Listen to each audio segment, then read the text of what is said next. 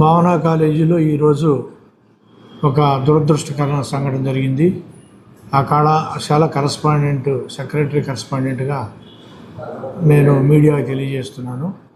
ఇది just class రూమ్లో చిన్న సంఘటనకి ఆ అమ్మాయి సెన్సిటివ్ అయినందువలన ఈ 4వ ఫ్లోర్కి వెళ్ళి ఆ అమ్మాయి రోడ్డు మీదకి దూకి మరణించడం అనేది చాలా బాధాకరమైన విషయంగా భావిస్తున్నాను. వాళ్ళ కుటుంబ సభ్యులకి నా ప్రగాఢ సానుభూతి తెలియజేస్తున్నాను. ఆ పిల్లలు కూడా క్లాస్ రూమ్లో జరిగినటువంటి సంఘటన కూడా యాదృచ్ఛికంగా జరిగిందే. వాళ్ళని మేము పిలిచి అడగడం జరిగింది. ఆ తర్వాత మేము పోలీసు వారికి ఇన్ఫార్మ్ చేయడం అయింది.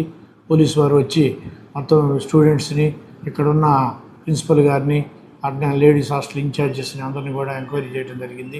తర్వాత ఇప్పుడే ఆర్డీఓ మేడం గారు కూడా వచ్చి ఆ పిల్లలతోటి మాట్లాడి వెళ్ళటం జరిగింది.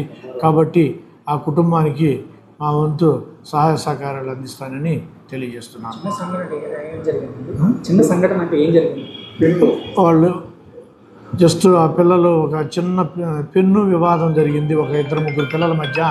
వాళ్ళు ఆ సంఘటనకి అమ్మాయి చాలా సెన్సిటివ్గా ఫీల్ అయ్యి చేసుకున్నదనేది ఇప్పుడు పోలీసు వారి ఎంక్వైరీలో కూడా తెలిసింది.